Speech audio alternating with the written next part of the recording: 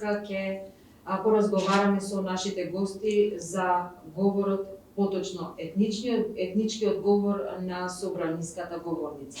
Сведоци сме на минато неделните случувања во собранието, кога требаше да се кога додека траеше расправата по европскиот предлог за пристапни преговори на Северна Македонија во Европската унија.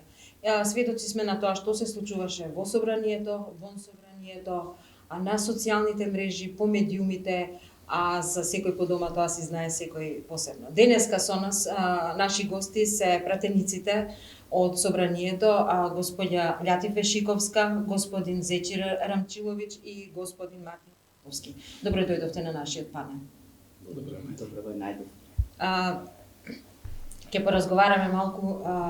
Јас сакам сите тројца да ве прашам какво беше чувството да бидеш пратеник во последните 10 денови, каде што бевте напаѓани заради вашите решенија и ставови, каде што бевте напаѓани по етничка основа, можеби, не знам, некој ако ние не се сеќаваме, па ќе кажете вие самите, или по друга некоја основа, по верска основа, или чисто по нечовечка основа. Какво беше чувството, господја Љатифе Шиковска? Прво ви благодарам на поканата да бидеме дел од вашиот медиумски интернет портал. Поздрав до сите гледачи.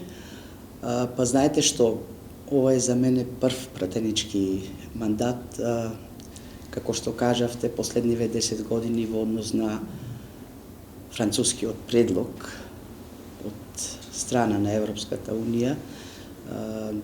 Работиве беа доста расплинети, се дискутираше, се дебатираше, во парламентот се говореше се и се што за жал, и по етничка припадност, и во однос на политичката припадност. Меѓутоа, добро е што сето тоа го пребродивме и на некој начин сега одиме понатака.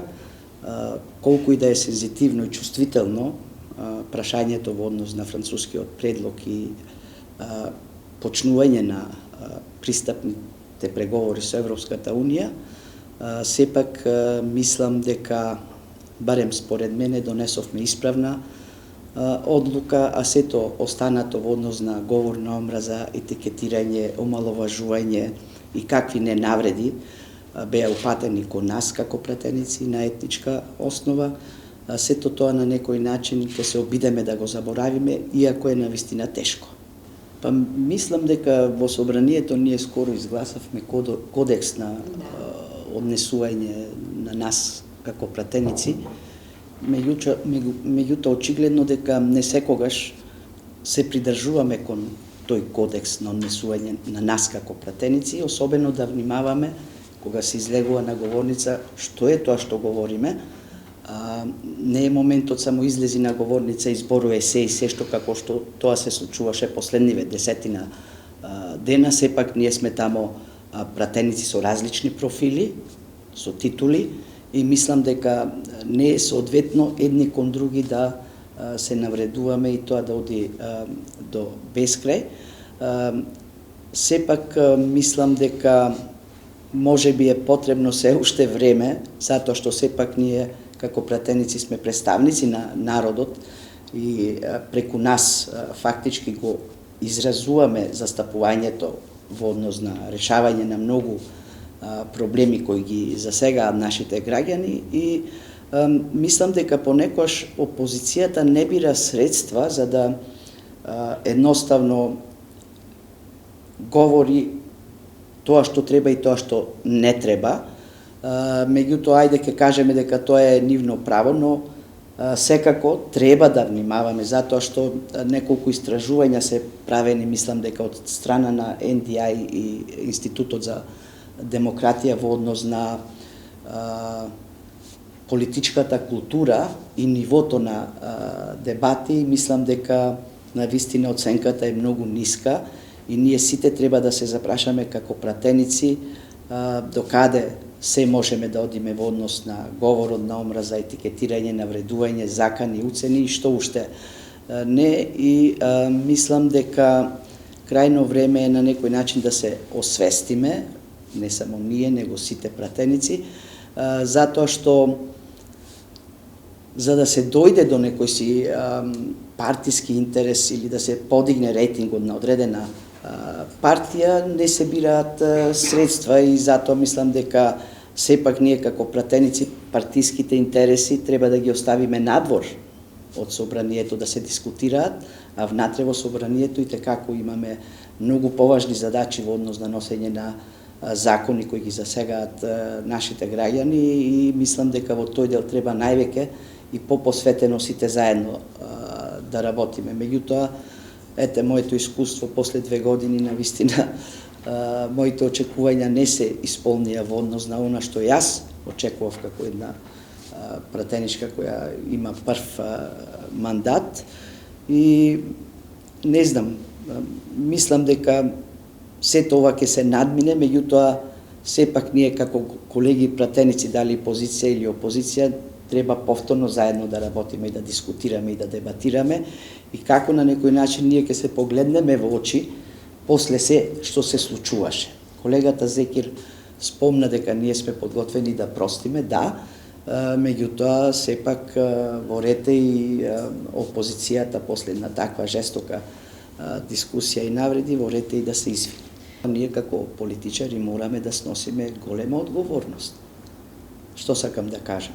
Значи, не може ние, ако што и колеги спомна, имаме имунитет, па ќе си дозволиме се и се што да зборуваме и особено во делот на говорот на омраза, етикетирање, закани, навредливи клевети, што не слушавме. Меѓутоа, ако ние очекуваме дека секој од нас треба да сноси одговорност како поединка, дали некој говори, го користи говорот на омраза или не, и дали ќе сноси санкции или не, не можеме секогаш да го оставиме тоа така, без одредени механизми, заштитни санкции, законот реко важи за сите така и за нас, без разлика што имаме ние имунитет. Зошто го велам ова? Токму во последниве 10 дена, кај што дискутиравме ние во однос на францускиот предлог, од страна на пратениците и други функционери се искажаа толку говори на омраза што навистина сите нас треба да не загрижи. Не дека сме ние сега позиција или опозиција, него да размислиме што ние правиме со говорот на омраза и колку можеме да придонесеме во однос на некои си немили настани, како што тоа вие спомнавте се случи 27 април. Ние не смееме да си дозволиме, меѓутоа за жал ние како пратеници, колку да секој од нас не го практикува говорот на омраза, јас знам дека ние сме опоненти. Позиција, опозиција и нормално е да имаме ние различни ставови, мислења, идеологии. Меѓутоа, така е, меѓутоа мора да има граница. Значи со говорот на омраза ние сме сите на некој начин губитници. Штета нанесуваме и на нас како политичари, штета нанесуваме особено на граѓаните кои за жал мене дури последниве 10 дена воопшто не ми се отвараше да читам што се случува низ социјалните медиуми, интернет порталите. Отваравме секако, меѓутоа навистина сум згрозена од сето она што се пишуваше во делот на говор на омраза. И навистина тоа може само да предизвика големи последици за целото општество. Не зборувам ја сега во однос на политичари, пратеници, функционери, зборувам генерално за нашето општество, од обичниот граѓанин до тие што носаат одлуки, извршна, законодавна власт и не знам што. Затоа навистина сметам дека треба да сме многу внимателни што се ние пишуваме и што се ние зборуваме. Иако на некој начин ние не сме по етничка припадност македонци, но сепак и tekako имавме одговорна и тешка задача да одлучиме што е најдоброто. Затоа што ние сме мултиетничко општество каде што го градиме заеднички, придонесуваме кон развој, просперитет за сите граѓани. И не значи тоа дека ако ние сега не сме македонци, нас ни било многу лесно да го поддржиме францускиот предлог. Напротив, еве јас ќе појдам од себе. Значи, јас 5-6 пати го читав францускиот предлог, заклучоците од точка до запирка, затоа што тоа е чувствително за нашите сограѓани македонци, сензитивно, но сепак одлуката мораше да се донеси и сметам дека јас сега лично сум среќна што навистина во овој пратенички мандат влегувам во историјата, за мене тоа е историски момент каде што Македонија вчера ги започнува пристапните преговори и убедена сум дека навистина сите граѓани кои живееме во оваа држава и кои се грижиме за оваа држава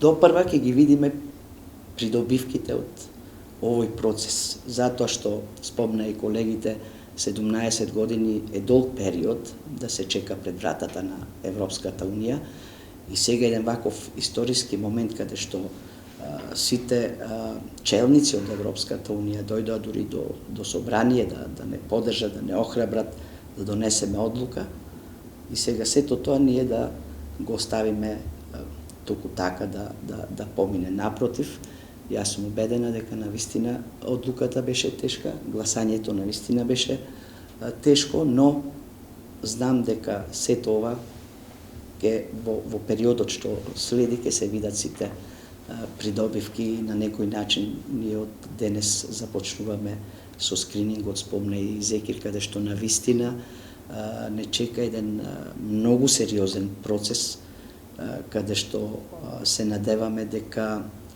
нема да има многу аномалии во однос на системот и целата држава како ни функционира, но тамо се ставени одредени столбови, особено 23 и 24, каде што навистина ќе треба да се види владењето на правото, судството и многу други работи кои не очекуваат, но ние на некој начин го направивме првиот чекор кој сметам дека е итекако важен и дека во периодот што следи забрзано ќе оди целиот тој процес и дека ние сите ќе работиме посветено во однос на сето на што следи и кои ги има Европската Унија како таква, како задача, како одговорност и задолжение. За крај, јас би сакала од сите вас тројца по една кратка, многу кратка порака, но за говорот на омраза во собранието, а и во него. Што би кажале за да го издефинираме како лични пораки, мислам, како пратеници, но и како ваши пораки, како личности? Па ете, јас би рекла стоп на говорот на омраза, дали тоа е меѓу нас како политичари, пратеници или меѓу граѓаните, затоа што говорот на омраза нема да ни донесе ништо добро на сите нас, туку може да остави последици. Граѓаните и ние да сватиме дека мораме поинаку да размислуваме и да престанеме да го шириме говорот на омраза.